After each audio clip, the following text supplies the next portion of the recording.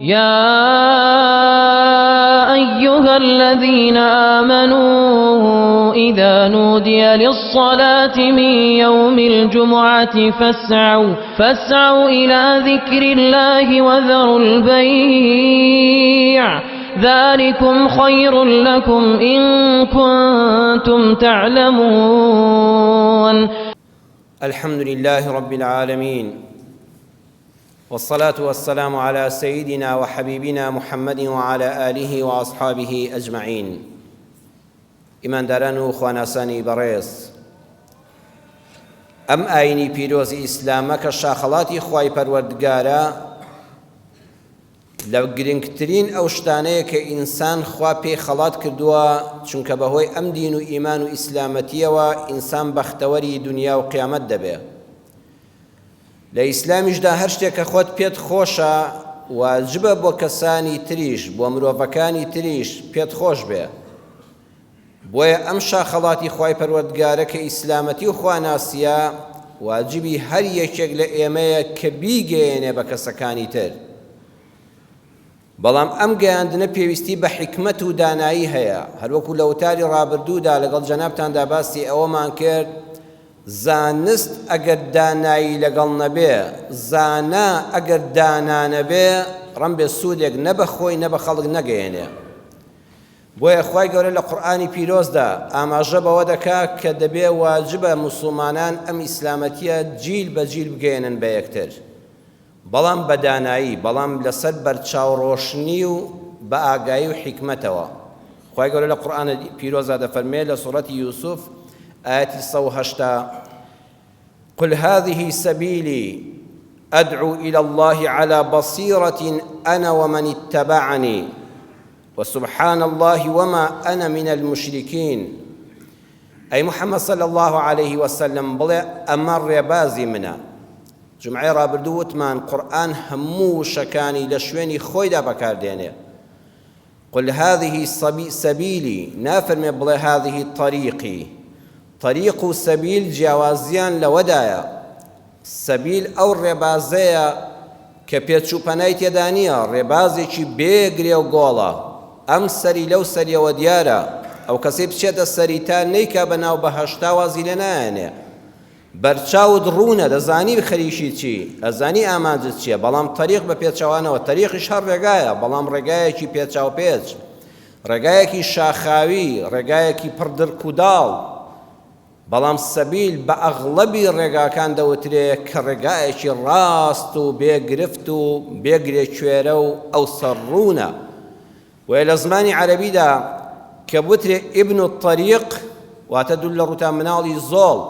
مناڵێک کە بە ناشەرعی لەدایک بووە پێڵێن ئیبن الطەریق. بەڵام ئەگە بڵێ ئیبن السەبیل واتە ئینسانێکی ڕێبوار، بزانە ئەو دوو وشەیە چەندیان فەرقە. خۆ تەریق و سەبیل هەردووکیشیان بە حیساب بمەعنا ڕێگان، ئەویان دەبێتە ئەولادی ناشەرعی، ئەویان دەبێتە ڕێبواری ڕێگا. بۆیە ئەی محەممەد صلی الله عليه وسلم بە خەڵکی بڵێ ئەم ڕێبازە ڕۆشنە خەڵکینە ڕێبازی منە، ئەوە ڕێبازی ئیسلامە. من بانگی خەڵکی دەکەم بۆ لای خوا، بەڵام هەر خۆم نیم، ئەنا ومن اتبعني، منیش و شوێن کەوتوانیشم. بۆیە هەر کەسێ شوێن کەوتوی محەممەدی مستەفا بێ صلی الله عليه وسلم دەبێت بەشێک لەم ئاینە بگەێنێ بەقەدەر ئەوەندەی کە دەیزانی پاک و بێگەردی بۆ خوایە. وما ئەنە من المشرکین، من لە هاو بەشپەرستان نیم، دەو کەسانە نیم کە غەیری خوا هاواری دەکەنێ و غەیری ئەڵڵا پەنا بۆ شتێکی تر دەبەن، غەیری ئەڵڵا شتێکی تر دەپەرستن، من خوا بە تاک و تەنها دەپەرستم. بۆیە خوا فەرمووی ئەدعو إلى الله، بانگی خەڵکی بکە، بەڵام إلى الله نەک بۆ لای خۆت، بۆ لای نەفسیکە نەبێ. ئەبێ ئەو کەسانی کە باسی دین بۆ خەڵک دەکەن حکمەتەکە لەوەدایە نێت و مەبەستیان بۆ ڕەزامەندی خوا بێ، إلى الله بێ، بۆ لای خۆیان نەبێ. ئەبێ إلى الله بێ، خەڵکی بانکەن بڵێن خەڵچینە وەرن بۆ لای خوا، وەرن لە خوا نزیک بنەوە. جا خۆشەویستان، ئینسان بە چ شتێک لە کەسێ نزیک دەبێتەوە تەشبیه بە خوای پەروەردگار نەبێ؟ بەوەی کە باسی کەسێک بکەی بڵێ خەڵکینە فڵان کەس زۆر کەسێکی باشە، زۆر بەڕێزە، زۆر بەخشندەیە، خەڵک خۆشیان دەوێت کە تۆ وەسفە چاکەکانی باز دەکەی. خوای پەروەردگاریش وەلیللاهی المەثەل الأعلا ئەو کەسانی کە باسی خوا بۆ خەڵک دەکەن ئەبێ ئیلە الله بانگی خەڵکی کەن بڵێن خەڵکینە وەرن بۆ لای خوایەک وەرن خوایەک بناسن کە بە بەزەییە خوایەک بناسن زۆر بەخشندەیە خوایەک بناسن چاکەکار و چاکەویستە دەبێ بانگ باسی بەزەیی خوا بۆ خەڵک بکەی بسم الله الرحمن الرحیم ئێمە هەموو ڕۆژێ لە سوورەتی فاتحادا لە 17 کاتە دەیڵێنەوە بەس لە نوێژی فەرزە دواتر هەر لە سوورەتی فاتحادا دوای الحەمد لله رب العالمین دیسان بانگەواز بۆ هەموو خەڵکیە خەڵکینە هەمووتان وەرن سوپاسی ئەڵڵا بکەن چونکە ئەو خوای ڕەبی عالەمینە نەک ڕەبی موسلیمین بەتەنیا دیسان دووبارەی دەکەیەوە الرحمن الرحیم خوایەکی بەخشندەی میهرەبان لێوان لێو لە سۆز و میهرەبانی خەڵکینە وەرن بۆ لای ئەو خوایە کە ئەو خوایە چەند بە بەزەییە بۆتان بە خەڵکی بڵێ خەڵکینە ئێوە هەموو خوا خۆشی دەون بەڕێزان شەرنی هەر قورئان بۆ خەڵکی بخوێنیەوە ئێستا جەناب لەوە چ لە موتارانەی ئێمەدا باسی ئەوە بکەی مامۆستا من چۆن دینی خوا بگەێنم دینی خوا ئەدعو إلى الله دایمە خوا بیر خەڵکی بخەوە لە مەجلیسێکادا دەنیشی سەی دەکەی لە ئەوڵەوە لە ئێوارەوە تا نیوەشەو خەڵک دانیشتووە باسی دینی تێدا نییە تۆ وەرە دوو کەلیمە باسی دین بۆ خەڵک بکە بابەتەکە ڕەبت کە بە دینەوە بۆ نمونە کەسێکی گەنج دەبینی پێشتر نوێژی نەکردووە ئێستا الحەمدە ئەهلی مزگەوتە تۆ لە مەجلیسەکەیە بیکە بە باسێکی دینی بڵێ دەزانی خوا فەرموویەتی ئین الله يحب التوابین کوڕی شیرینم تۆ خوا خۆشی دەوی چونکە گەڕاویەوە بۆ لای خوا پیرێکت بینی هەموو گەنجێتی لە فاسقێتیدا بەسەر بردووە ئێستا کەنە الحەمدە نوێژ دەکا بڵێ وەڵڵاهی خوا تۆی خۆش دەوێت چونکە خوا فەرموویەتی تۆ بەکارانم خۆش دەوێت کچێک دەبینی لەچکی کردووە دڵخۆشی کە ئەوە گەیاندنی دینە یعنی ڕەحمەتی خوا بگەیەنە بە خەڵک بڵێ خوا لە قورئانە فەرموویەتی تۆ بەکارم خۆش دەوێت بێدەنگ مەبە پیرۆزبایی لێ بکە ڕەحمەتی خوای پێ بگەیەنە کەسێک دەبینی دڵپاکە زۆر ئینسانێکی بەڕێزی دڵسافی دڵپاکە یان جلوبەرگی دەرەوەی پاکە دڵپاک و جلوبەرگ پاک بڵێ وەڵڵاهی تۆ خوا خۆشی دەوی ئین الله يحب المتطهرین خوا پاک و خاوێنانی خۆش دەوێت ئەوانەی دڵپاکن ئەوانەی جلوبەرگیان پاک و بۆن خۆشە تۆ خوا خۆشی دەوی هەنای خوات ببیر خستەوە ئەم کارە ڕاستە بۆ خۆتە جلی جوان بۆنی خۆش مڕەتەبی بەڵام ئەوە خوا پێی خۆشە تۆ پەیوەستی کە بەخواوە کەسێک دەبینی هاوار بۆ غەیری خوا ناکە سوێن بە غەیری خوا ناخوا دایمە پشتی بەخوا قایمە بڵێ وەڵڵاهی دەستخۆشی لێ دەکەم ئین الله يحب المتوکلین بەڕاستی خوا و کەسانی خۆش دەوێت کە پشتیان تەنها بەخوا بەستووە ئەو کۆمەلگای تۆ دەچێناویەوە سەیرێکی کەسێ زۆر دەستکورت و هەژارە تۆ بڵێ چی بەئاسی تر نە گەنداڵەکانی حکومەتەوە دەبێ و نەموچەکەش بەدەستی تۆیە تا بۆی زیادکەی بەڵام خۆ دەتوانی بڵێ وەڵڵاهی خوای گەورە تۆی خۆش دەوێت ئین الله يحب الصابرین تۆ کابرایەکی دەستکورتی ئارامگری پەنا بۆ حرام نابەی بەم دەستکورتیە لەگەڵ ماڵ و منداڵەکە تا قەناعەتت کردووە وەڵڵاهی خوا پاداش دەداتەوە تۆ خوا خۆشی دەوی ها پەیامی خوات پێگەیان کە خوای گەورە تۆی خۆش دەوێت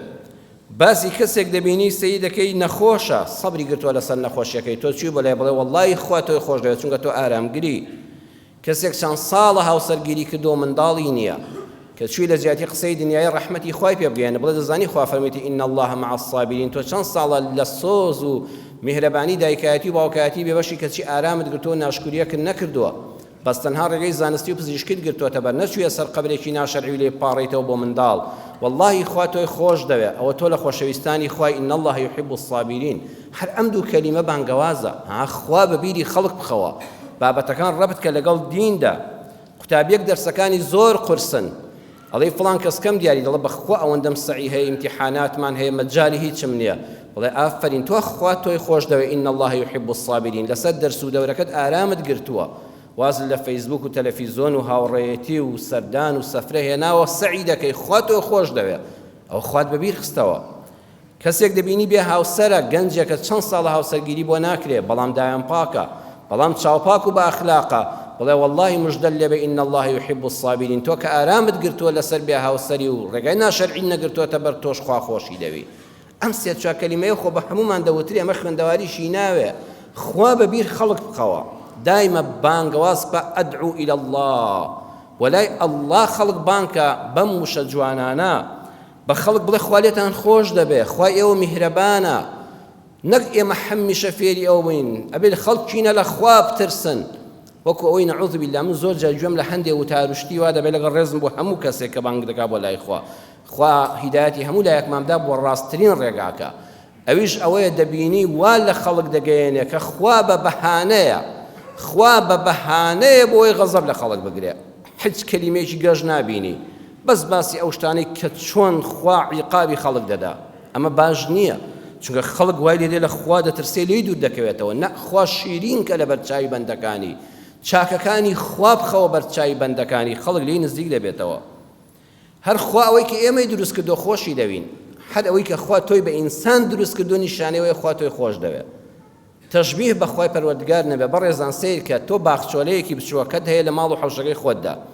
یان مەزرعەیەک و باخێکی گەورەت هەیە، نەمامەکانت ناشتۆ بەدەستی خۆت، تخوا ئەو نەمامانت چەند خۆش دەوێت. دڵت دێ بیان شکێنی و یان ڕێگە بدەی کەس بیان شکێنێ، باخچەکە دوێرانکە باخەکە دوێرانکە؟ نا، هەمیشە ئاگاداری باخەکە دەبی. دڵت بەو نەمامە زۆر خۆشە کە بە بچووکی ناشتوتەوە ئێستاتۆتە بەر. خوای پەروەردگاریش ئێمە ئەو نەمامانین کە خوای پەروەردگار لەسەر زەویدا بڵاوی کردوینەوە، ئاوەدانی زەوی پێسپاردوین. هەر ئەوەی کە خوا دروستی کردوین نیشانەیەوەیە کە خوا خۆشی دەوین. پاشان هەر ئەوەی کە خوا هیدایەتی داوین هاتوینە مزگە و نیشانەیەوەیە خوا خۆشی دەوین. ئەوە هەموو نیشانەکان بە چاوی خۆت دەبینی کە خوا تۆی خۆش دەوێت. دەی ئاگاداریش بە ڕێنمایەکانی ئاین وەرگرە چۆن باخەکە پێویستە لە جیا کەڵە و لە حەشەراتی زیان بەخش بیپارێزی، خۆشت بپارێزە لەو شتانەی کە خۆرکەی ئیمان و دین و ئەخلاق لەناو دەبەن. ئەدعو إلى الله، بانگی خەڵکی بکە بۆ لای خوا دەرگاکانی لەسەر دامەخە. دەرگاکان بۆ لای خوا زۆر زۆرن. ئەگەر کەسێک دەرگایەکی لەسەر خۆی داخست و تۆ دەرگاکێکیشی لە دامەخە، بە بەسەرهاتێکی واقعی لە مێژووی ئیسلامدا ئەم بابەتە زیاتر ڕوون دەکەمەوە. شێخ سوهەیلی کوڕی عەمر پیاوێکی ئەولیای خوا و زانایەکی گەورە بووە. ئەڵێ لە سەفەرێکا کە خێزان و هاوسەرەکەشم لەگەڵم بوو، بە ڕێگادا دەڕۆیشتین. لە ڕێگادا دیارە ئەو زەمانە بە باری وڵاخ و ئەوانە سەفەر و گەشتیان کردووە، لە ناو دۆڵ و شی و شاخەکاندا کۆمەڵێک ڕێگر و چەتە هاتنە سەر ڕێگامان. ڕێگر و چەتەکان ڕوتیان کردینەوە، چی پارە و خواردن بوو لیان سەندین. چوونە ژێر سێبەری دارێکەوە و ئەو خواردنەی بە ئێمە بوو لیان سەندین، سفرەیان لێ ڕاخست و دەستیان کرد بە نان خواردن.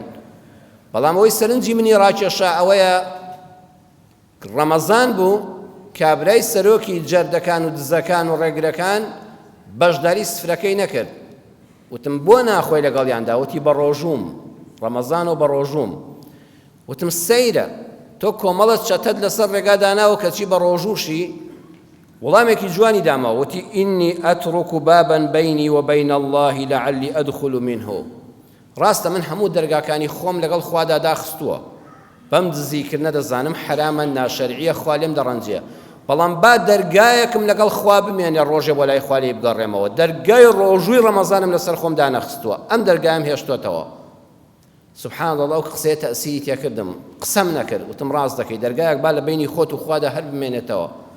2 ساڵ دوای ئەوە لە تەوافی کەعبەدا ئەو پیاوەم بینیەوە، دەستم لەسەر شانی داناوتم تۆ زۆر بە ئاشنا دێتە بەرچاو. وتی لەکوێ منت بینی بێ؟ وتم تۆم بە کەسێ دێتە بەرچاو، سەرۆکی ئەو دزانە نەبووی کە ڕێگریتان لێکردنی و تاڵانتان کردین؟ وتی ڕێک بۆ خۆمم، منیش شێوەی تۆم لا غەریب نییە، تۆش ئەو پرسیارە لێکردم. وتم ڕاستە. وتی وەڵڵی تەوبەم کرد، گەڕامەوە بۆ لای خوا، زۆری حەقی خەڵکیشمدایەوە، هاتم حەجی ماڵی خوا بکەم و لێرە بڵم خوا لێم خۆش بە. ئەو دەرگایی لە بینی خۆم و خوادا هێشتومەوە، لێ چوومەوە لای خوا، هەموو دەرگاکانم لەسەر خۆم دانەخست. ئەم بەسەراتە بۆ ئێوە نییە بڵێنەکە کابرا دزیش بکە و نوێژیش بکە، غەشیش بکە و بە ڕۆژوش بێ، نە.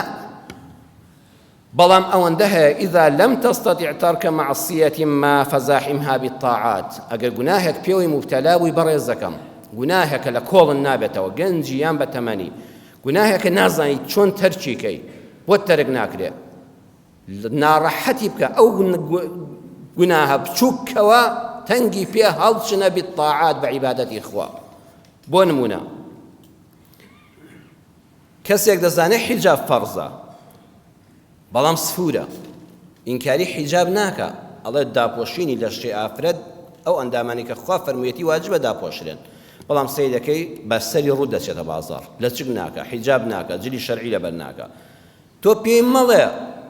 وەڵڵا مادام حیجاب ناکەی و بە سەری ڕوو دەچێ بازاڕ، نوێژیش نەکەی باشە. نە، بە ئەم دەرگایانی لێدا نەخرێ مادام دەزانێت حیجاب فەرزە و سفورە با نوێژەکەی هەبێ بە ئەم بێ شەرعیە تەنگ پێ هەڵچنێ بە نوێژەکانی بە ڕۆژوەکانی بە زیکری خوای بە قورئان خوێندنەکەی بە گوێگرتن لە وتارەکان چونکە بەڕێژدان دەبێت زۆر وریابین یەکێ لەو ڕێگانەی شەیطان ئینسان دەخەڵەتێنێ و بە سەهوی دەبا ئەوەیە پێت دەڵێ ئەگەر خراپەت کرد مادام خراپەیەکت هەیە و لە نەفسی خۆدا شکی دەبەی تاعەت و عیبادەت سوودی نیە ئەگەر بیکەی منافقی ئەگەر ڕاست دەکەی واز لە خراپەکە بێنە ئەمجا نوێژەکە بکە شەیطان ئاوات پێ دەڵێ ئەڵێ مادام تۆ خۆت دەناسی ئەم گوناهت هەیە لە بینی خۆت و خوادا و کەس پێی نازانێ مادام نوێژ دەکەی منافقی نەهال واز لە نوێژەکەش بێنە پێت دەڵێم مادام نوێژ دەکەی لە مزگەوت تاوی لە دەرەوەی مزگەوت نەزەرێکت کرد بێ نوێژەکە نەکەی باشترە بڕۆ هەرواز لە نوێژکردن بێنە منافقی بە قسەی مەکە ئەوە شەیطان لەو ڕێگەیەوە دەیە وازت پێ لە تاعەت و عیبادەتەکە بێنێ باشتر هانتدا بەرە و مەعسیەت و خراپەکە بڕۆی کەسێ ساردە نوێژە نوێژێک دەکەوت چوار ناکە مەڵێ ڕۆژوی ڕەمەزان مەگرە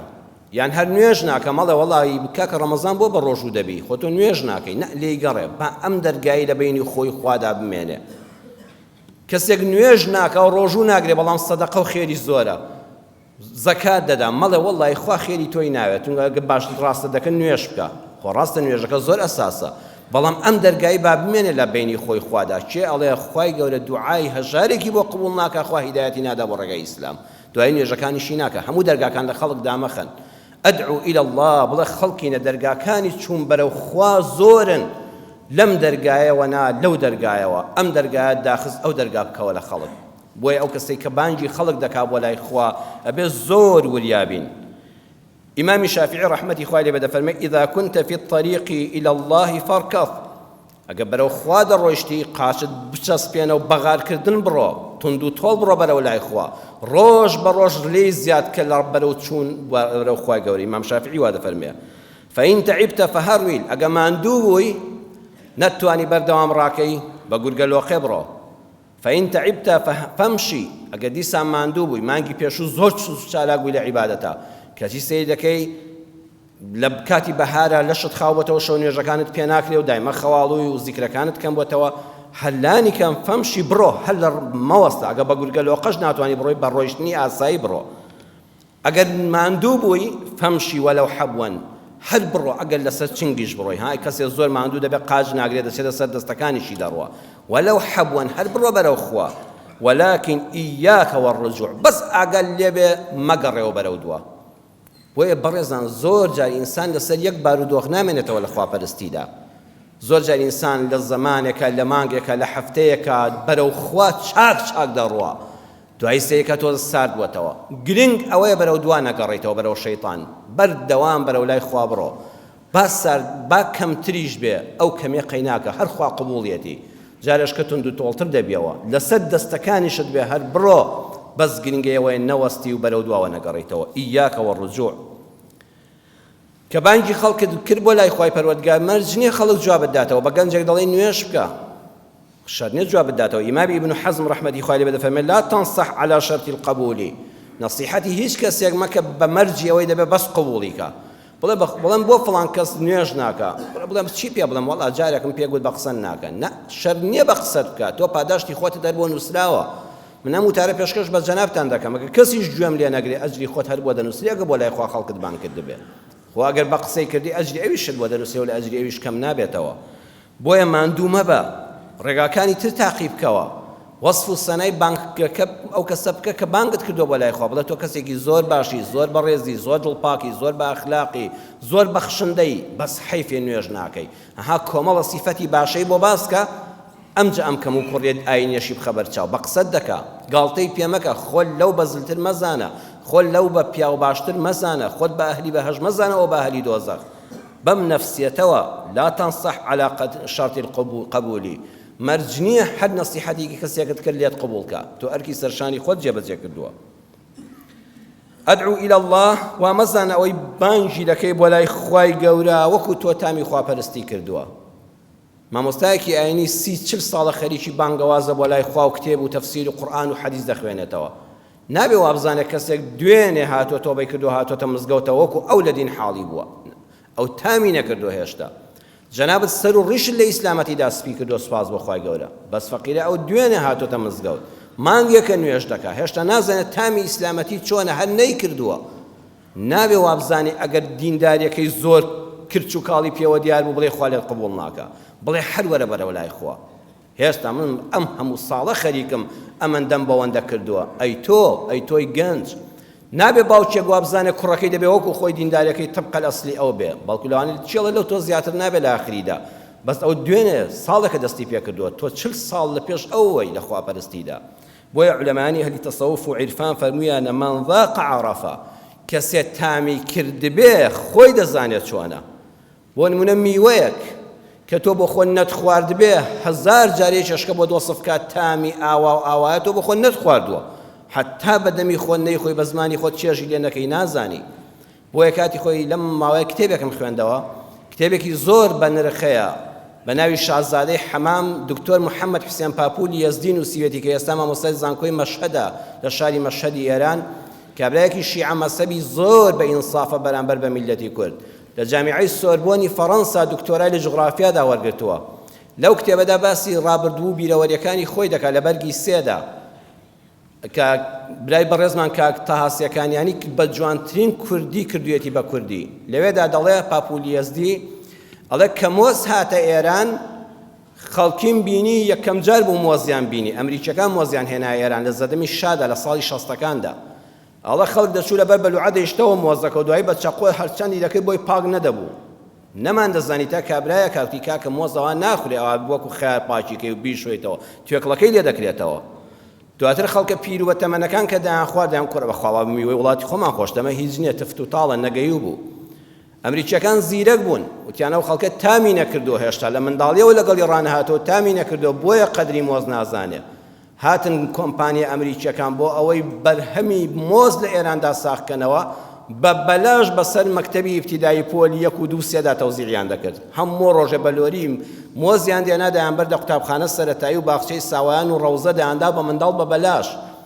زۆر زیرەک بوون ئەوان لەو کاتەدا زیرەک بوون چونکە منداڵەکە تامی دەکا مۆزی گەیویان دەدایە منداڵەکە پێی خۆش بوو دواتر دەچێتەوە بە باوکودای شەڵە لە بازاڕیش بۆم بکڕا دواتر منداڵەکە گەورە دەبێت جیلی داهاتوش فێری مۆز خواردن دەکا ئێستا مۆزیان بوو بە پێشکەوتوترین میوە فرۆشتن لە ئێراندا لەو ڕێگایەوە بۆی چوون ئێمە دەتوانین لە تەجروبەی خەڵکیەوە بەڕێزان فێری دینداری بین ئەو کابرایە و تامی نەکردو نوێشکردن تامی چۆنە تۆ لەزەتت لێ کردو بەس بەخوا و بەلایەوە گرانە وەرە وردە فێریکە حتا ئاشنا دەبێت لەگەڵیدا کەسێ باسی عەقیدە و باوەڕەکانی ئاینی بۆ بکەی ئەگەر زۆر لێ قورسکەی فەقیرە بەخوا وەکو مۆزەکەی کابرا چێ دەیشواتەوە بە چەقۆ پاچی دەکا و نازانێت تۆکڵەکەی چۆن لێ بکاتەوە سەری لێ دەشێوێ بەڵام تۆ وەرە بۆی ئاسانکە پێی بڵێ ئیمان یەقینە تۆ بجەنابەت ئێستا کە باسی خوا دەکرێ ئەلحەمدوللا یەقینت هەیە هیچ گومانت نییە بەڵام کابرایەکی موشریک کابرایەکی مولحید کابرایەکی بێدین گومانی هەیە بەرامبەر بەخوا وەرە باسی ئەو کەسانەی بۆ بکە بڵێ بەڕێزەکەم بڕوا بکە ڕۆژێک دەگەیتە یەقین کە خوا تاکو تەنها و بێ شەریکە وجودی هەیە من ئێستا یەقینم هەیە پێویستیم بە هیچ بەڵگەیەک نییە بەس ئەو پێویستی بە بەڵگەیە کابرایەکی فول مارکسی تەوبە دەکا کە لێی دەپرسن تۆ کابرایەکی زۆر مولحید بووی چۆن ئێستا بووی بە ئەهلی مزگەوت وتی وەڵای کاتی خۆی لە هەشتاکان کە لەسەر کوردایەتی ژیرام لە مەنزومەی حیزبی بەعسەوە بردیانم بۆ های ئەی کەرکووک و ئەوانە فڕیاندا مەژوورێکی تاریک و دوای ئازادانێکی زۆر کە فڕیاندا مەژوورەکەوە وەکو چاڵێک وا بوو تاریک بوو هیچم نەدەبینی ڕاستەوخۆ هیچم بەبیردا نەهات هاوارم کرد یا ئەڵڵا فریام کەوی دوایی کە بەرچاوم ڕۆشم بۆ دانیشتم بە خۆم گوت هەر خۆم گاڵتەم بە خۆم دەهات من کەسێک بووم کادرێک بووم کە هەر بڕوام بەخوا نەبوو ئێستا هیچ شتێکم بە بیرانە هات هاوارم کرد یا ئەڵڵا فریام کەوی هاوارم بۆ خوا برد هاچاو لێ فیتڕەتت بە ئاگادێتەوە ئەم باسانە بۆ کابرایە بکە کە دەڵێ بێدینم بڵێ بڕوا بکە لە تنگانەدا هیچ شتێک نییە هاواری بکەیتێ بەس هاوار دەکەی یا ئەڵڵا چونکە تۆ یەقینەکەت هێستادا نەمەزراوە من کاتی خۆی کتێبێک هەیە خوشکی بەڕێزم خاتو ئەمیرە محەممەد بە دیاری بۆی ناردم زۆر سپاسی دەکەم کە ئەرشیفی مەکتەبی سیاسی یەکێتیە بەشی مێژوەکەی کتێبێکی زۆر بە نرخە هەموو نامەی ئەو زیندانیانی تێدایە کە لە زمانی بەعسە لە هەیئەی کەرکووک و لە زیندانی ئەبوو غرێبدا ئەمری لە سێدارەدانیان دراوە دوانامەکانیان تێدایە کە شەوی لە سێدارەدان نووسراون یەکێ لەو زۆربەی ئەو نامانە بە دیاریانەوە گریاوم ئەوەندە بە سۆزەوە نووسراون ئینسان ئاخر لەحزەی کرد دوای سعاتێکی تر ئەمە ئاخر لەحزەی ژیانتە زۆرێک لەوانە داناسم بە شخصی زۆر بێدین بوون، کادری کۆمەڵی مارکسی لینینی بوون، ینی ئەسڵەن هەبڕوایان بەخوا نەبوو. دوان نامەیانم لایە کە بۆ کە سوکاریان نووسیوە، زەرفی نامە لاپەڕەی نامەی ئەو سەردەمە هەبوو. بەڕێزان ئێستاش لامن هەموو بە زۆر ئەو کتێبە ینی خزمەتێکی گەورەی کردووە. لە لاپەڕەکانە نووسیانە بسم الله الرحمن الرحیم، بە ناوی خوای بەخشندەی میهرەبان. لەم سەر و سەری لاپەڕەکە نووسیانە یا ئەڵڵا یا محەممەد. ها سەیری کە ئەو هەموو ساڵە نوێژێکی نەکردووە، لە ئاخر لەحزەی ڕوح دەرچوونە کە قەڵەمەکە دەخاتە سەر کاغەز یا ئەڵڵا یا محەممەد لەم بەری لاپەڕەکەەوە دەنووسێ. پێت دەڵێ ئەوەی یەقینت بۆ پەیدا دەبێ، فیترەتت بە ئاگادێتەوە کە ئەڵڵا هەیە، خوا هەیە. با چەند ساڵێکیش بوو بێ یعنی گومانت بۆ دروست بوو بێ، گومانیان بۆ دروست کرد بێ، بەڵێ ئەبێ ئێمە ئەدعو ئیلە الله، وا نەزانی کە تۆ ئەو یەقینت بەخوا هەیە بەرامبەرەکە ژوایە، داماوە ئەو نەیچەشتووە، ئەو تامی نەکردووە هێشتا. نابێ بە چاوێکی ڕقاوی سەیریکەی، بە چاوێکی بێڕێز سەیریکەی، چونکە ئەوەی تۆ خواردوتە لە چێژی ئیمان خۆزگە ئەویش بیخوا بزانە وەکو تۆی لێدێ یان نا. بەڵێ خۆشەویستان، ئەم دینی خوایە کە بانگت کرد بۆ لای خەڵک عەلا بەسیرەتین، لەسەر بەرچاوڕۆشنی، لەسەر بەڵگا، لەسەر عیلم، لەسەر مەنتیق، لەسەر حیکمەت بانگی خەڵکی کەی بۆ لای خەڵک، بۆ لای خوا. یعنی عیلمێکی ڕەخ پێشکەش نەکەی. ئەو کەسێ بانگی دەکەی بۆ لای خوا عەلا بەسیرەتین، بەرچاوڕۆشن بی حوجە و بەڵگەی بەهێزت پێ بێت، سەیری کەسەکە خۆی کەی، بزانی کەسێکی نەرمونیانیان تووڕەیە، کەسێکی گەنجیان پیرە، هەژارەیان دەوڵەمەندە، کەسێکە حەزی بە ناو و ناوبانگ و خۆ دەرخستنیان کەسێکی متەوازیعە، سەیری کەسایەتی بکە ئەمجا ڕێگای دینی نیشاندا. بۆ نمونە ئەڵەن کاتی خۆی یەکێ لە ئاغاکانی میراودەری پشدەر لە مەنتیقەی قەڵازی ئەوانەوە کە ئەو ئاغایانەش کاتی خۆی سەر لە ڕێگە سوڵ مستەمێکیشیان هەبوو بێ لە خەڵک، بەڵام چاکەشیان هەبووە، دیوەخانیان هەبووە، سوڵح و سەلاحەتیان هەبووە و پاشان خزمەتی مەلافەقەیان کردووە. ئەو بیرۆکەیەی کە ئاغایانی میراودەری پشدەری بە حزمەتی حجرە و فەقێ و مەلایان کردووە لەکوێوە داهاتووە. ئەها بەڕێزان بانگەواز بۆ لای خوا لە یەک قسەوە دەست پێ دەکا. یەکێ لە دەست ڕۆیشتوەکانی ئاغای پشدەری دەچێت بۆ بیارە بۆ سەردان و زیارەتی شێخ عومەری زیادین. شێخی زیادین کە شێخی ڕشاد بووە لە بیارە و مەلایەکی گەورە بووە و شێخێکی خاوەن خانەقایەکی گەورە بووە. شەو کە بە یەکەوەدا دەنیشین، کابرای ئاغای پشدەری دەڵێت جەنابی شێخ من بەینی لە خزمەت مەرەخەز دەبم، حەز دەکەم ئامۆژگاریەک و نەسیحەتێکی خێرم بکەی، چ شتێک بکەم کەوا بۆ دنیا و قیامەتم چاک بێ. سەیری کە حیکمەت ئەوەیە. شێخی زیادین خۆی ئەهلی شەونێژە، بەڵام پێی ناڵێت جەنابی ئاغا شەونێژ لە خوان نزیک دەکاتەوە، دەکات بە خۆشەویستی خوا، چونکە یەقینی هەیە ئاغا تاقەتی شەونێژی نییە. ئەوتان نیوە شەو لە دیواخانەوە خوا ئەگەر خوا بکەم نوێژی بیانی بکات بۆ وی زۆرە، شەونێژ ناکات. پێی ناڵێت دایمە تەسبیحت بەدەستەوە بێ زیکر بکات، چونکە ئاغا ئەوەندەی قسە و باسی دنیایی هەیە بەخوا زیکری خوش کەم دەکات. ئەی چی پێ بڵێ؟ پێی ناڵێت خێر بکەت، لەوە بڵێ نەفسی بڵێ قوربان من دیواخانێکم هەیە ئەم ڕۆژە 10 حیوانی سیاسەت دەبڕێت، تۆ باسی خێر و خێراتی چی بۆ من دەکەی؟ ڕەنگە قسەکەی بەسەرا بداتەوە. حکمەتی شێخی زیادین ئەوەیە دەڵێ قوربان جەنابی ئاغا من ڕێنماییت دەکەم، سپاست دەکەم کە متمانەت بە من بوو، داوای ئامۆژگاری لێکردم. ئەگەر دەتەوێت خوات لێ ڕازی بێ و قیامەتت ئاوەدان بێ، بڕۆوە لە مەنتیقەی پشدەر و ناوچەکەی خۆتانە مزگەوت دروستکە، حجرەی فەقێ دروستکە، مامۆستای ئاینی بەرەو فەقێ پێ بگەێنە، چونکە حتا ئەو فەقیانە بخوێن و علمی شەرعی بڵاو بێتەوە، تۆ لە قەبرەکەش چاکت بۆ دێ. علمی نەبراوە سەدەقەی جاریە. و ئەگەر حەزیشت بە ناو و ناوبانگە و لە دوای مردنیشت ناوت بمێنێتەوە، هەر بڕۆ حجرە و فەقێ دروستکە لە مەنتیقەکەدا، چونکە فەقێ زۆر دەگەڕێن کە چاکت خزمەتکردن لە 10 شوێنی کە و لە لادەی کە دەیجێڕنەوە، ئەچنە ئێران دەچنە تورکیاڵن بەخوا ئاغایەک لە فڵان دێ بوو چاک خزمەتی مەلا و فەقێی دەگەن، ئەوەندەت باس دەکەن ناوت بە نەمری لە مێژوودا دەمێنێتەوە. بۆیە ئەگەر دەتەوێت دنیا و قیامەتت هەبێ، بڕۆ خزمەتی علومی شەرعی بکە و مزگەوت دروستکە و حجرە و فەقێ بۆ بەرە.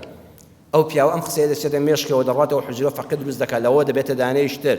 دواتر دەبێتە دانەیەکی تر. زۆربەی مەلا گەورەکان لە مەنتیقەی پشدەرە لە سەر دەستی ئەو پیاوە پێدەگەن، دروست دەبن. کابرا خۆی نەخوێندەوارە دەرز ناڵێتەوە، بەڵام مامۆستای خزمەت دەکات کە بەدەرز بە کۆمەڵە فەقێ دەڵێ حجرەکە ئاوەدان دەکاتەوە. چاوەلی حیکمەتەکە ئەگە بیکتە هەر شەو نوێژ بکە، قسەکەی بە فیڕۆ دەچوو، بەخوا تا دەمرد 2 شەو نوێژی نەدەکرد. بیکتە زیکر بکە تا دەمرد 100 سڵاوەتی لێ نەیەدا، بەڵام ئەم ڕێگایانی پێگوت. ئەمە حیکمەتە عەلا بەسیرەتین بانگی خەڵک بکە. ئەوی تاریکە بڵێ کاکە دەست زیکری خوا بکە، دەبڵێ یا ئەڵڵا، دەسڵاوەتێک لێدا، دەبڵێ ئەعوذ بالله من الشەیطان الرەجیم، دەڵێن لەو کاتایە هیچ ماڵێ لەگەڵیە. بۆ نەوەکو لە تووڕەی خۆیدا کوفرێک بکە، نەوەکو باسی خوا پێغەمبەر بەبێ ئەدەبی بکە، نەوەکو بڵێ چۆن دەڵێم ئەعوذ بالله من الشەیطان الرەجیم، ئەو کوفرە. با کوفر نەکە، لەو کاتەیە لێی گەڕێ، نەسیحەتی تووڕە مەکە، جارێ هەتا هادی دەبێتەوە، باسی خوای بۆ مەکە، بان نەوەک لەو کاتەیە کوفرێک بکە. على بەسیرەتی لەسەر واقع بانگی خەڵک بکە، ئەو واقعی ئەو ڕۆ تێیدا دەژی، باسی ئیسلام بۆ خەڵک بکە بە نەفەسی ئەمڕۆ نەگی دوێنێ. ئێستا بەڕێزان ئەم واقعی ئێستا کە ئەمڕۆ ئێمە لە کوردستان و لە دنیادا تیا دەژین، دنیای ئەمڕۆ یەک شارە، بگرێ یەک گوندە، بگرێ یەک ماڵە،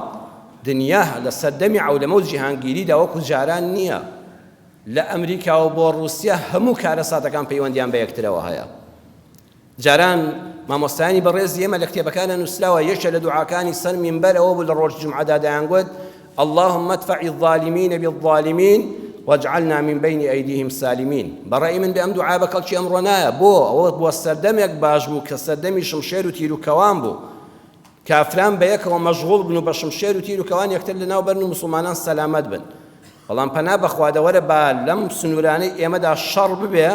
ئایا تۆی مسلمانی فەقیر و هەژار سەلامەت دەردەچی؟ با کیمیایی بڕژێ لە شوێنەکە تۆ سەلامەت دەبی،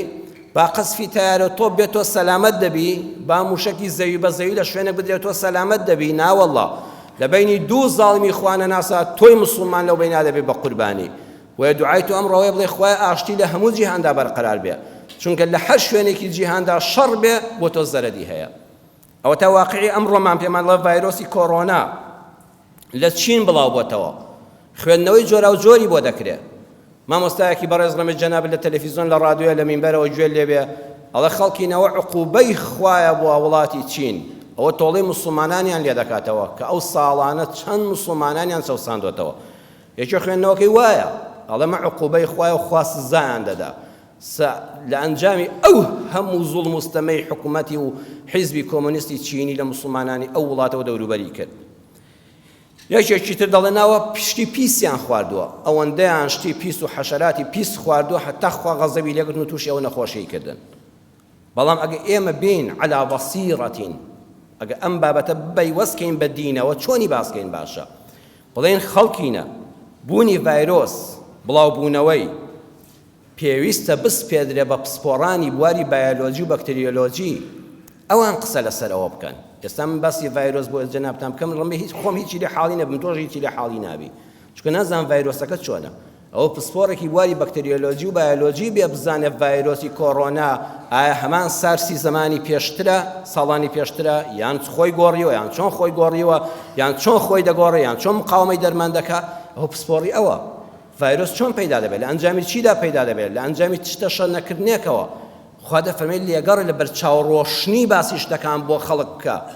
هەمووی مەبەستەوە بە عیقاب و عەزابی خواوە. دووەم لە دیندا ئێمە فێرەوە بووین خوای ئێمە ئەرحەم الراحیمینە، باشە 1 ملیار و ئەوەندە ملیۆن مرۆڤە لە چیندا دەژی، هەمووی موسڵمانی کوشتووە. منداڵێک تاوانی چییە؟ کابرایەکی کاسب تاوانی چییە؟ خۆ موسڵمانێکی نەکوشتووە، هەر هاگای لە هیچ نە لە وڵاتەیە. حکەماکان کە ئێستا نەخۆش نین ئەوان موسڵمانیان کوشتووە، خوا بچێ ئەو منداڵانە بکوژێ، ها خەڵک ئەگەر زیرەک نەبی لەگەڵیا دەخاتە دەیخەیە گومان بەرامبەر بەخواوە. باش ئەو شەعبە داماوە 1 ملیارێ تاوانی چییە کە خەریکار و کەسابەتی خۆیەتی خۆ موسڵمانی نەکوشتووە، بۆ خوا غەزەب بەوانت لێ دەگرێت؟ نە، لێگەڕێ ئەوە هەموو کارێک لەم گەردوونەدا کە ڕوودەدا عەدلی خوای لەگەڵا، حکمەتی خوای لەگەڵا، ڕەحمی خوای لەگەڵا. خوا بە خۆی دەزانێ ئەم کارە چۆن ڕووی داوە و لە پشتیەوە چ مەبەستێک هەیە. ئێمە لە دیندا وای باس بکەین، یەکەمیان بڵێن خوای هیدایەتی خەڵکی چین بدەیت، خوای هیدایەتی ئەو خەڵکە بدەیت بگەڕێنەوە بۆ ئیسلام، بەرەو دینی حەق، بەرەو یەکتاپەرستی. ئەو خەڵکانە خەڵکێکی دەزڕەنگینن، خەڵکێکی کاسبن. والله ئەگە خەڵکی وڵاتی چین موسڵمان ببێ، وڵاتێکی ئاوا ئیسلامیمان هەبێ، سەربەرزێ بۆ هەموو موسڵمانان. دەی تۆ باشترین دوعایەک بڵێ لە زیاتیەوە بڵێ خوایە باشتر ئینتیقامیان لێ بستێنە، بڵێ یا ڕەبی خوایە هیدایەتیان بدەیت. ئەگە وڵاتی چین موسڵمان بێ، بۆ هەمومان سەربەرزێ و جێ خۆشحاڵیە. دووەمیان دوعا بکەی بڵێ یا ڕەبی خوا ئەو نەخۆشیە لە ناو وڵاتی چین و وڵاتانی تری توش بوودا خوایە لابەری و ئێمەی کوردستانیش پارێزراوکەی کە نەخۆشیەکە نایەتە ناومان. ئەوە دوعای موسڵمانانە، ئەوە دوعای ئەهلی ئیسلامی عەلا بەسیرەتە بەرچاو ڕۆشنیە. بۆ چونکە هەموو زەرەرێک عەرزم کردن ئێستا دنیای جاران نییە. ئێستا دنیا هەمووی یەک ماڵەوە تێکەڵاوی یەکترە هەر ئەو ڕووداوەی کە لە چین ڕوویداوە ساڵانە گەخوا نەخواستە بەردەوام بێ بەلانی کەمەوە زەرەدی 4 ملیار دۆلار لە هەرێمی کوردستان دەدا بەس بۆ ئێمە بۆ ئەم سێ چوارشاری هەرێمی کوردستان بەلانی کەمەوە ساڵی 4 ملیار دۆلار زەرەر لە ئابووری خەڵکی کوردستان دەکەوێت ئەگە ئەو نەخۆشیە لەوێ کۆتایی پێنەیە وە کاتە دوعا دەکەی یا ڕەبی خوا ڕەحمیان پێ بکەی ئەو نەخۆشیە لەوێ کۆتایی پێ بە قازانجی تۆیە وەکو جاران نییە هیچم لێی نەوێ هەموو شتەکان لەوێەوە بۆ دێ ئەو خەڵکی تۆ نیوەی لەوێ کاسبی دەکا بژێویشیانی خۆی و خێزانەکەی دابین دەکا با بە خۆشمان دابچینەوە ئێمە لە وەکو موسڵمانان فێر بووین بەس هەر ئەوەندەمان لەسەرە بڵێن خوا فڵان کەس لە ناوبەرێ ئەی بۆ سەیری خۆمان ناکەین ئێمە ڕەخنە لەوان دەگرین ئەوان خواردنی مشک و جرج و سەگ و پشیلە و چیسەڵ و شەمشەمە کوێرە و مار و بۆق و بەهۆی ئەوە توش بوون ڕاستە ئەوانە هەموو پیسن هەموو ئینسان قێزی لێ دەکاتەوە فیتڕەتی پاک چونکە ئێمە لەگەڵی ڕانەهاتوین هەر ئیسلامەکەش ماوای فێرکردوین شتی پاک هێندە زۆرە پێویستی بەو پیسانە نییە بەڵام تخوا بە سەیرێکی خۆشمان بکەین ئەی ئێمەی موسڵمان لەوان پاکخۆرترین ئێمە هێما دەبخێنە سەر خۆمان علامەتی پرسیار و سەرسوڕمان ئەی ئێمە ڕۆژانە چ دەخۆین گۆشتی یەکتر دەخۆین بە غەیبەت ئەو هەموو غەیبەتەی یەکتر دەکەین بە بوختان بە تەشهیر بە ناوزڕاندن بە سیحر و جادووی ئەو لە یەکتر و هەڵۆشاندنی خێزانەکان بە زمان وەڵڵاهی خوا لە قورئانە باسی حرامەکانی کردووە بە یەک وشە پیسەکان مەخۆن خەڵکینە طەیبات بخۆن ويحرم عليهم الخبائث ئەوەی پیسە حرام کردووە وەکو مشک و جرج و ئەوانە بەڵام بە نەسی قورئان لە حوجڕاتە فەرموویەتی خەڵکینە گۆشتی برای موسڵمان و خوشکی موسڵمانی خۆتان مەخۆن ئێمە دەممان لە گۆشتی یەکتردایە کەچی هێشتا لۆمەی ئەوان دەکەین بزانە ڕۆژانە تۆ چەند غەیبەتت کردبێ ئەوەندە گۆشتی مرۆڤت خواردووە وەڵڵا ئینسان بێ قێز بکاتەوە گۆشتی مرۆڤەکان بخوا غەیبەتی هەر کەسێ بکەی بوختان بە هەر کەسێ بکەی تەشهیر بە هەر کەسێ بکەی کۆمنتی ناشرین بۆ هەر کەسێ بنووسی گۆشتت خواردووە گۆشتی ئینسانێکی زیندوت خوارد بە مردووی خواردووە براکەت لەوێ مردۆ خوشکەکەت مردۆ قەپی لێ دەگری گۆشتی لێ دەکەیتەوە کەچی هێشتا کاکە ئەوانە زۆر پیسخۆرن ئەی تۆ زۆر پاکخۆری کە ڕۆژانە نیە گاز لە جەستەی مردووی خەڵک نەگری و بەبێ ئاگای غەیبەتی نەکەی بوختانی بۆ نەکەی دووەمیان ئەوان ڤایرۆسی کۆڕۆنایان لە ناودا بڵاوبووەتەوە ئەڵێن خوا غەزەبی لێگرتوون ئەی ئێمە ڤایرۆسی گەندەڵیمان لە ناودانیە ئەی ڤایرۆسی دووبەرەکی ئەم حکومەتەوە حکومەتی ناوخۆمان لە بەیندانیە ئەی ئێمە ڤایرۆسی کۆمەڵێک مەسئولی نامەسئولی دز و جەردەی ئەم وڵاتەمان لە بەیندانیە ئێمە ڤایرۆسی قەیرانمان نییە ڕۆژێک غاز نییە ڕۆژێک کارەبا نییە ڕۆژێک نەوت تەوزیع ناکرێ ئەی ڤایرۆسی ناعەدالەتی کۆمەڵایەتیمان نیە یەکێ موچەکەی 6 ملیۆنە یەکێکیش ناگاتە 400,000 هەر وەکو ئەویش ئینسانە وەکو ئەو ماڵ و منداڵی هەیە وەکو ئەو بژێوی ژیانی پێویستە ئەو 2 ساڵ پێش مەرگە بووە ئەم 30 ساڵ 40 ساڵ لە فەرمانگەکەیدا خزمەتی ئەم وڵاتە دەکا هاوڵاتیان دەکا ئەوە ڤایرۆس نییە هەرێ ئەم ڤایرۆسە زۆر خەتەرتر نییە لەو ڤایرۆسە ئەوە ئەم دەتکوژە و نەجاتت دەبێ ئەمە لێرە نەدەتکوژێ ناوەیە بژی هەرەوەیە زیندووی بۆیە دەبێت بە خۆشمان دابچینەوە بە خۆمان دابچینەوە سێریکی حاڵی خۆشمان کەین سێم دەڵێن بەخوا ئەوانە بێدینن بەڵام بەخوا بێدینیش من سنعەت پاکن چین کوردەکانی خۆمان خراپیان کرد هەندێک لە بازرگانەکانی خۆمان نەک هەموو هەندێک لە بازرگانی کورد کە گەیشتنە چین ئەوانیشیان فێری غەش و خیانەت کرد ئەینات سنعەتی چینی منافسی ئەمریکا و یابانی دەکرد شتەکانیان باش بوو بەڵام کوردی ئێمە کە بە حساب ئەهلی ئیسلام بوو کە چوو لەوێ ئەوانیشی فێری غەش و تەزویر کرد پێیگوت ئەم گوڵۆپەم یەکەم جار بۆ دروستکە بۆ 3 ساڵ بخانێت جاری دوم دەیگو با بۆ 2 ساڵ بێ جاری سێنی کوڕە بۆ ساڵێک جاری چوارم لە کوڕە بۆ 6 مانگ مهمە من لە بازاڕە ناسراوم ئەمجا زۆرترین قازانجم دەست کرد و خراپترین شت بدەم بە هاوڵاتی خۆم کابرای چینیش سەری سوڕما بوو ئەی هاوار تۆ چۆن خەڵکی وڵاتی خۆتی بەزەیت بە خۆت دانایەتەوە ئەو بۆ بێدینی خۆیەوە سەرسوڕمانی خۆی دەردەبڕی تۆ چۆن موسڵمانی و غەش لە میلەتەکەی خۆت دەکەی ئەی پێغەمبەر ئێمە نەیفەرموو من غەش فەلەیسە میننا یان لە ڕیوایەتێکە من غەشەنا فەلەیسە میننا ئەوەی غەشمان لێ بکات لە ئێمە نییە تۆ باسی بێدینی ئەو دەکەی ئەی دیندارەکەی تۆ بەو هەموو غەشەوە کە ئەویشت فێری غەش کردووە پێویستە دیسان بە خۆماندا بچینەوە چوارم لەخوا غافڵ نەبین ڤایرۆسێکی نەبیندراو ئەوەندە مەترسیدار بێ ئەی خوایە کە هەمومان دەبینێ چۆن دەبێ ئینسان شەرمی لێ نەکا جاران خەڵک خۆی لە قوتاب بگاتە وڵاتی چین بە شانازێری گوت لە چین بووم دەسین بووم ئێستا خەڵک خۆی لێ دەپارێزێ بێتەوە نایڵن بێتە وڵاتەکەی خۆتەوە لەخوا غافڵ مەبە هیچ چێزێک نییە بتوانێت لە نەخۆشیێک بتپارێزێ ئیلا ڕەحمی خوا نەبێ بۆیە بەردەوام پەنا بۆ ئەڵڵا بەرە بە دوعای خێر بە خوێندنی سوورەتەکانی پارێزگاری فەلەق و ناس و ئیخلاس و ئایەت الکورسی لە خۆت و ماڵ و منداڵ کە خوا بەوانەی ئینشەڵڵا دەمان پارێزێ ئەمجا ڕێنماییە تەندروستیەکانیش جێبەجێکەی زۆر زۆر چاکە ماچ نەکردنی یەکتر تەوقەکردنی اکتیفا بێ ئینسان ئەتەکێتی پشمین و ئەوانەیە هەبێ کە نەخۆش بوو تێکەڵاو بە کۆمەڵگا نەبێ ڕێنماییەکانی وەزارەتی تەندروستی و دکتۆرە بەڕێزەکان جێبەجێکە لەگەڵ دوعا و خۆپاراستنەکان بەخوای پەروەردگاردا خوای گەورە لە زۆر ڤایرۆس و میکرۆب و نەخۆشی دەتپارێزێ بەڵام کاتێکیش ئەمری پەروەردگار هات مەترسە هەر دوێنێ ئەو دکتۆرەی کە لە چینە نەخۆشیەکەی دۆزیەوە هەر ئەو دکتۆرەی کە ڕێنمایی دەدا بە خەڵک لە وڵاتی چیندا کە دەیگوت ئاوا خۆپارێزن و ئاوا خۆپارێزن و خۆی چارەسەری نەخۆشیەکانی دەکرد خۆی ڤایرۆسەکە چوە لە شێو گرتی و دەست بەجێ کوشتیشی چاولێ دکتۆرەکەش دەکوژێ بۆیە تەنها شتێک ئەوەیە کە ئینسان دوای پشت بەستن بەخوا و ڕێنماییەکان ئەوەندەش بیر نەکاتەوە